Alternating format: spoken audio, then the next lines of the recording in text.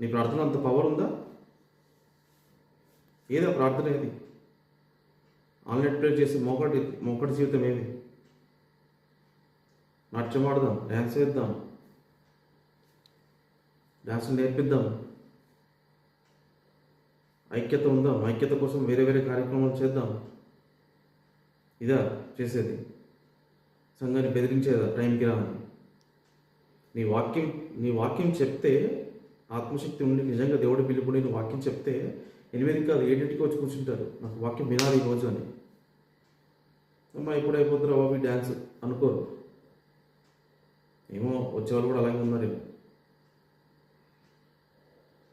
ఒకటి, ఎన్నిసార్లు లైవ్ వచ్చి మాట్లాడే దమ్ము లేక, సిగ్గు లేకుండా, నేను ఆల్రెడీ చెప్పాక కూడా మళ్ళీ వచ్చి ఇన్స్టాగ్రామ్ స్టోరీస్ చూస్తున్నావు. పెట్టగానే ఫస్ట్ నేమ్ ఉంటుంది, ఇదా అనేది. మరి చూడడం, షేర్ చేయడం, మరి ఇద్దరు ముగ్గురు అదే గ్రూప్ ఆఫ్ పీపుల్కి ఏం చేస్తున్నావు, ఎవరికి షేర్ చేస్తున్నావు, ఏం మాట్లాడుకుంటున్నావు, నువ్వు ఏం అనాలనుకుంటున్నావు అన్నీ నాకు తెలుసు. అదే నీకు దమ్ము లేదు కాబట్టి నువ్వు బయటకు మాట్లాడట్లేదు, నిజాయితీ లేవు కాబట్టి దాచుకున్నావు. 1 మంత్ అయింది నువ్వు లైవ్ ఆన్ చేసుకుని, సగం డబ్బులు పోయినట్టున్నాయి ఇప్పటికే. ఈ లైవ్ నేను చూశాను కాబట్టి వెంటనే మాట్లాడి కట్ చేయడం జరిగింది. లేదా ఇప్పటికీ నువ్వు స్కానర్లు, ఫోన్పే నెంబర్లు, బ్యాంక్ అకౌంట్ నెంబర్లు పెట్టేవాడు, పెట్టి మీకోసం ప్రార్థనలు చేస్తాం, మాకు ఇంత చేయండి అంత చేయండి, సైడ్కి పెట్టండి, 20 రూపాయలు సైడ్కి 50 రూపాయలు పెట్టండి అంటావు కదా. అయినా ఒకటి చెప్పడం మర్చిపోయాను నేను.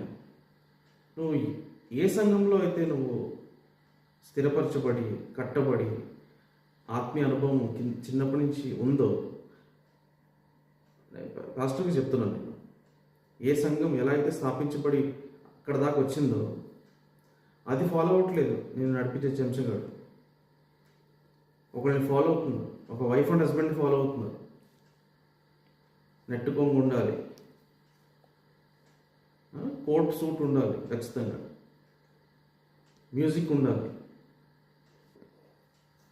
నీ దగ్గర చూసి నేర్చుకున్న అదే మోకటి జీవితం, అదే వాక్య జీవితం, అదే ప్రార్థనా జీవితం అవి లేవు.